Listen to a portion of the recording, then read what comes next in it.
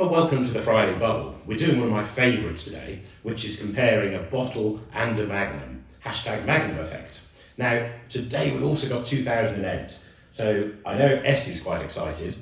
The bottle of 2008 came out quite a few years ago now, I think in 2020. So that's been on the market a little bit. It's got a bit of post-disgorgement age, so I'm fascinated to taste this. The Magnum is held on the lees quite a little bit longer. This was only disgorged a year ago and literally is just releasing now. Rare started back in 1976, Essi. They haven't released that many vintages, have they, over that period of time? Exactly, yeah. It was still made during the old era before Charles and Piper-Heidsieck went together as sister companies.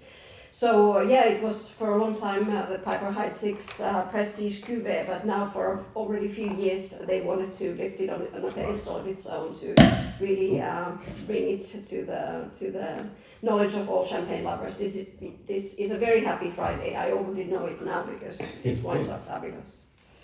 And Rare's one of these. I sort of call it always a little bit undiscovered, because as the prestige cuvée brands go, Champagne Rare is not on the tip of everybody's tongue, and it's certainly one of my missions. I had this wonderful meeting with Regis and Essi, my first big tasting at the winery, and from the second I tasted it, I just fell in love with it. It has that beautiful smoky charm, doesn't it, Essi? Yeah, for me, I've largely discovered Rare, especially for the 2002 vintage in blind tastings, because it was on the market for really many years, and it was a serial winner at all the competitions.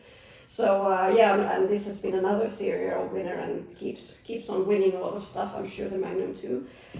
So it's very attractive style. So Piper in its style, in that richness, sweetness, and toastiness. But this cuvée is particular because it has a high amount of Chardonnay for Piper-Heidsieck, 70% and 30% Pinot Noir. It has some classic Côte de Blanc fruit, but it famously also has fruit from Villers-Marmeray on the Premier Cru on the Montagne de Reims, which gives us a bit more broader, a bit more spicier, more exotic, a bit tropical tone to the wine, which is something I really love in Rare. I know every time we taste Van Clairs, we quite often go and taste Van Clairs together in the spring, every year following the harvest. Villers-Marmeray always stands out. It has that the beauty of tropical toasty fruit. Absolutely. 70% Chardonnay. It's always fascinating tasting this. I'm leaving it, just teasing myself for a minute while you have a taste. Yeah, and I'm not going to use a spittoon. I can warn you already.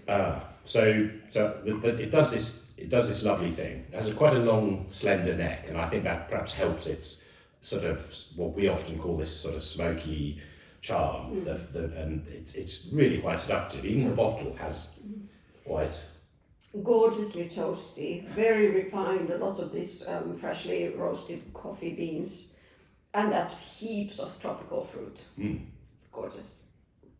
And there's that Chardonnay, I guess the Villers-Marmeray Chardonnay, isn't it? It's I think it's pineapple, highlighted, sort of guava. You know, it's if you ever grill pineapple on the barbecue, that's kind of one of the things I think we're smelling there.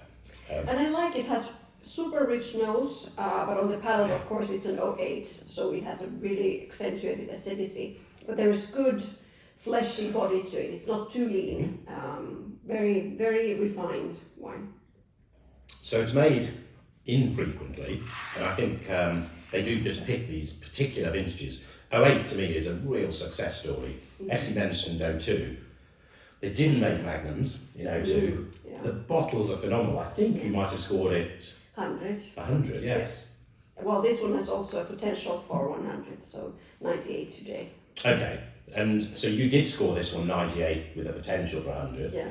Was that? No, it's the score for that, but it's the same for this as well. But this is so young still. Right. Last I tasted, but definitely potential for 105. Okay, so disgorged in 2019, the bottle. We think this was disgorged would have been about a year ago. So they should be. Let's see. They should be quite different. I've only tasted it a few times so far, so I'm quite Only a few happy. times. Yeah.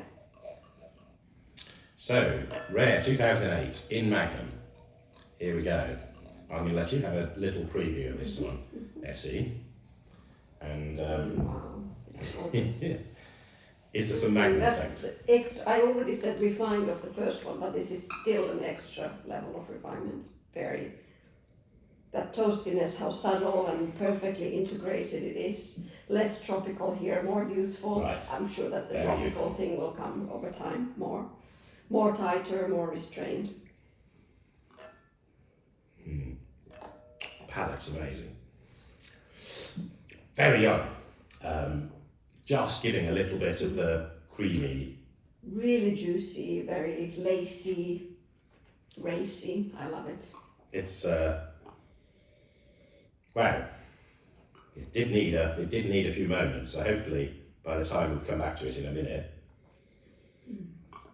So that when I go back and taste the bottle now, it's unbelievably different. Yeah. There is some of those coffee and chocolate Yeah. elements, Yeah. and I didn't spot that No, not yet. 3 minutes ago. The bottle's really opened up. Magnum hasn't had a second. I love the aromatic. Super pure. Light, refined. So we don't know a whole. One of the things I always thought right at the beginning is, it has this sort of characteristic, the smokiness, that you sometimes think might be a bit of oak. Oh yeah, many people think that these wines have oak because of that extraordinary toastiness they come in. But it's the reductive winemaking, and then I think also that sort of Pinot Noir pencil shadings and stuff like No, that. it's absolutely stunning. And now we're talking about 2008 here. It was reputation as, the very high scoring wines and quite generous acidity. These seem actually really quite. Yeah, very seamless, not too aggressive at all. But of course this one is tighter and leaner and very young still, the Magnum. And compared to 2002, do you think they're going to be. To me, this is a very similar level to the 2002, but of course this with the higher acidity, it is a fresher, finer style, I would say that. But unfortunately there aren't Magnums of the 2002, so it'll be tough to compare, but these are perfection. Does champagne get any better? Dinner tonight, Essi. Would you like some dinner? Yes, please, Champagne? but I want both. Don't try to limit me. Okay. So we're taking both to dinner, and I hope you get to certainly enjoy the Rare in bottle. It surprised me actually. It has opened up a lot, and I haven't drunk it for that much recently. It's really developed, and it's not a bad drinking time, is it? No, it's wonderful. It's far from anywhere near its peak, a long way off. Probably have to lay these down. I think they really do need leaving for a couple of years at least. So. Yeah. Cheers, everybody. Thank you, Essi. Cheers. And I hope you get to enjoy a glass of Rare 08, especially from Magnum. Cheers.